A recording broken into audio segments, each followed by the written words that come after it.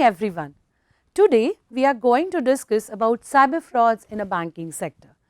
Before getting into our main topic, let me ask you some questions virtually.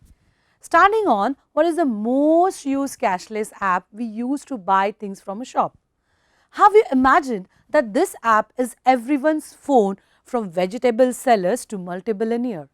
And all this transaction dragging from buying milk packets to finalize a contract of billion is concentrated on a one path, which is our financial sector, which is commonly known as our banks. Now let us see the picture which shows an uprise in a banking frauds are the renowned developing country, India. See the bank fraud top list. Cyber fraud cases between January and August this year are increasing day by day.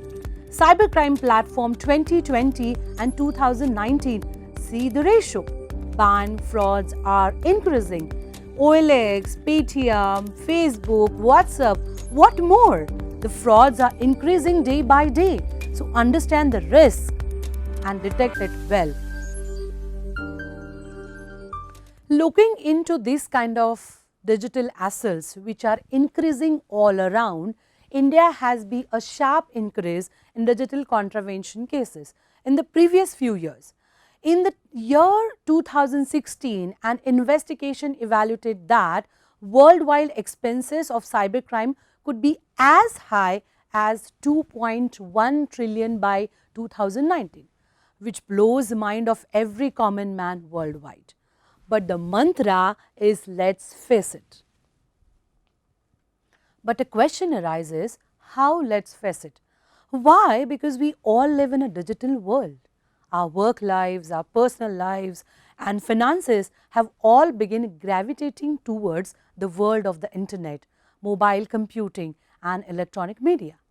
There is unimaginable super fact that is almost everything banking, educational, shopping, etc. is totally inclined towards virtual world in this pandemic, which threatens us to forcefully dive in the sea of cyber threatening world, where we are one of the fish which fisherman can catch. Unfortunately, this invention of widespread phenomenon makes us more vulnerable than ever to malicious attacks, invention of privacy, fraud and other such unpredictable things that we were not even aware of. Time bound, we have seen increase in the parameters cybercrime frauds in a financial banking sector which is threatening to our most trustable money depository since from India's independence. In this chapter, we will also figure out how to detect bank fraud and we also learn how to prevent it. And the most important part in this chapter, how to respond it. Because we need to understand, rapidly address incident, minimize impact and return to secure state. This is the goal of the chapter where we will learn how to prevent it and respond it.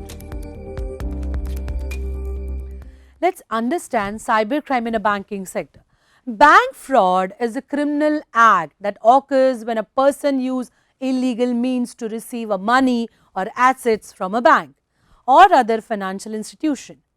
The term bank fraud is also to attempts by a person to obtain a money from bank's depositors by pretending to be from or belongs to bank or financial institution. Digitalization and globalization has been increased in the world economics, financial transaction across borders, innovation in a cashless system, financial assets, etc., which increase the amount of cyber frauds in a banking sector, which challenges the bank in the data security and management data quality on the continual basis and becomes difficult task for the banking sector. For that, banks need to acquire and nurture more new skills and set like information security, framework, data scientists, data architecture to execute data security and practice information security management program with a cyber due diligence successfully, which would help the sector in the tremendous way. For more understanding types of cyber attack, we also need to learn how the workflow happens in a cyber fraud area. We also need to know how the hacker can target bank network to conduct cyber fraud activity. So in regard, let's figure out with this figure types of cyber attacks. Phishing, SQL injection threat, man-in-the-middle attack, cross-site scripting, DDoS attack, all-powered attacks, password attacks and many more attacks has been used by attacker to target the bank network and to siphon the money from bank's network. Now let's dive into types of bank frauds noted till date. Types of cyber frauds that can be considered as a banking or financial frauds, which in results various bank frauds, internet banking frauds, mobile banking frauds, ATM frauds, forex banking frauds, UPI frauds and QR code frauds, and many more which you can refer into the picture. Cyber crimes are happening more and more, and these are the rising concerns where the percentage of cybercrime reflects the numbers itself. Now let's see some precautionary measures through which we can be safe in the virtual trap. Check your accounts activity regularly to avoid suspicious activity. Keep your PIN, passwords or any security codes to yourself only. Use strong password for mobile, internet banking. Also one tip, avoid your birth dates, favorite food, favorite movie name, favorite of anything, because one would never know that you can be breached from your close ones. Change your password at regular interval. Do not give account information over phone or email via SMS as mobile tracking is a high on rise. Don't use public computers for online banking. Use antivirus protection software, spyware blockers and firewalls. Report lost card immediately. Should block it. Beware of the surroundings at the ATM. Do always your receipt at the ATM. While transacting money by using mobile, one should make sure that they are using official application provided by the respective bank. Let's focus on preventive measures of bank frauds. Multi-factor authentication. The best approach is to start with multi-factor authentication, multi-layered security structure. This multi-layer approach from a software perspective and combined with the old-fashioned of banned phone calls to the customer to confirm a questionable transaction can cut the institution's headache and the business fraud losses. Banks monitor transactions. The day-to-day transaction should be monitored and checked thoroughly. This will definitely help reducing bank frauds. Let's understand how we can overcome the situation. Business reconcile corporate accounts daily. At the end of the day or at least at the beginning, account should be checked.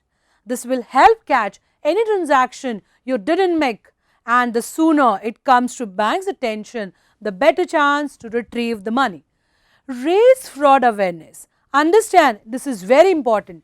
Finally, continuous education of business customer is important.